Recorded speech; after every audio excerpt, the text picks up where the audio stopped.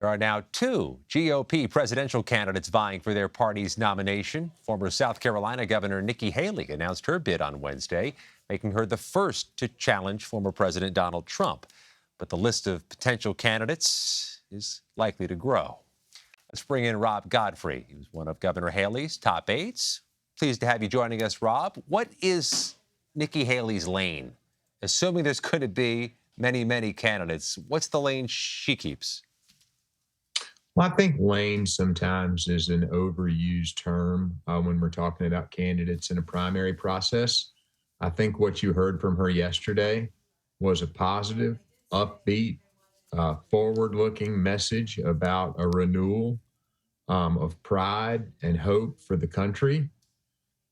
It's one that certainly stood in stark contrast to the message that you hear from another candidate in the Republican primary race. And I think that was intentional. It's a generational argument that she's making. We have a candidate who's talking about the past, issues of the past, elections of the past, versus a candidate right now in the race until someone else jumps in, who's a candidate who's talking about a vision for the future, who's talking about things that people care about now, who's talking about what she'll do going forward, and not trying to relitigate grievances that people may have about previous elections. Let's flesh out that point. Obviously, the other candidate is obviously her former boss, former President Trump.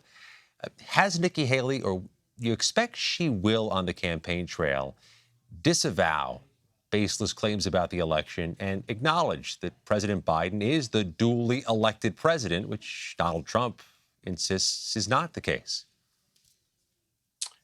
Well, I don't hear a whole heck of a lot of people out there saying that President Biden is not the president of the United States. And in fact, most But people talk about. there's always that important point that they won't say he was duly elected. We hear a lot of sitting members of Congress who won't acknowledge that. Would Nikki Haley, in your mind, say that publicly on the stump? Well, I mean, you'd have to ask her that, but I don't have any reason to believe she wouldn't say that he's the duly elected president of the United States, because there was a forum for those questions to be answered. That if people had questions about his election, I didn't have any questions about who was elected president. I think the process played out as it should. People voted on election day. Those votes were counted, and a winner was declared. And in that context, Joe Biden has been the president for the last 2 years. He'll be the president for at least the next 2 years. And so I think that's an issue that Republicans would do well to move on from in this primary and going forward. I can't speak for any members of Congress who have a differing view. It's one other complication that immediately is known here. Tim Scott, the senator from South Carolina, has flirted with a bid that would put two South Carolinians in the same primary. How would the former governor handle that dynamic? I think she would celebrate Tim Scott's entrance into the primary. She's someone who's always believed that that primaries make candidates ultimately stronger, because the more candidates in a primary, the more robust discussion of issues that you have. And she and Senator Scott are friends.